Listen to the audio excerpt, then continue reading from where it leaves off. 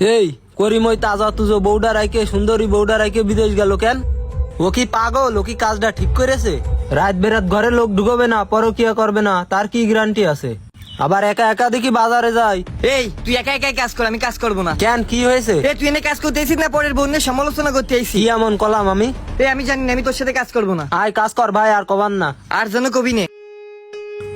তুই যে রাগ করতেছিস, তুই একটা বার চিন্তা করে দেখ, আমি কি খারাপ কথা কইছি? ওই যে ও বউডা রাইকে চলে গেছে, বউ যদি পরকিয়া করে তাহলে কি ও ধরতে পারবে? সমাজে তো বর্তমান এখন এইটাই চলতেছে। ওই যে ও বউডা রাইকে চলে গেছে, ওরা তো বাদ দিলাম, তুই আর আমি সুযোগ পালি কি সাইডে দিবানে? যদি আমাকে সাথে প্রেম করতে আসে? তুই থামবি না, আমি বুঝতে পারিছি। থাক, তুই আমি কয়টা খাই আসি। তুই ঝাড়তি লাগ, আমি আসলি তারপর তুই যাইছে নে। ধর আমিও যাই খাইয়ে আসি, চল আইসে পরে একসাথে ঝাড়বানে। হাই রে গরম, গরমের জন্য কাজ করারও কায়দা নেই। আর এই শুকনো রুটি এখন খাওয়া যাবে নে লাড্ডু দিয়ে?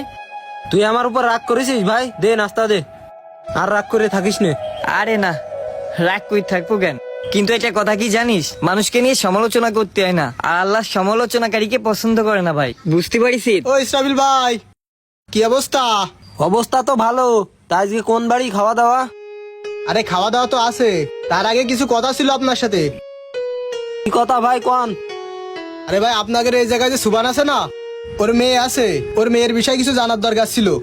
ও তাহলে খাই নেবার ওই জায়গায় বাদাইছাও? তা কি জানা ছিল কও? ছেলেটা তো অনেক বড় ব্যবসা করে, মেয়েটা ভালো সুখী থাকবে না। তা ওই মেয়েটার স্বভাব চরিত্র কেমন?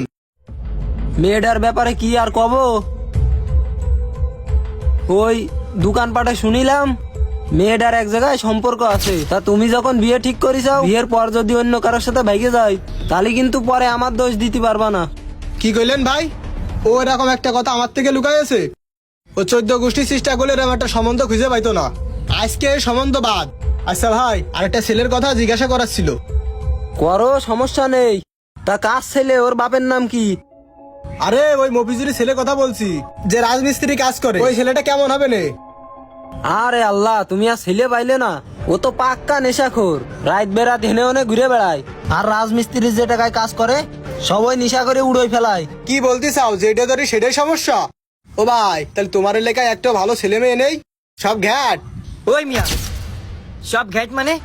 আমিও এই এলাকার ছেলে, আর আপনি যেরকম খারাপ মানুষ জিজ্ঞাসা করেছেন একটা খারাপ মানুষের কাছে, এমন একটা সিরিয়াস বিষয় যে 5 ওয়াক্ত নামাজ কালাম পড়ে, তার কাছে এসে এই বিষয়গুলো জিজ্ঞাসা করতেন?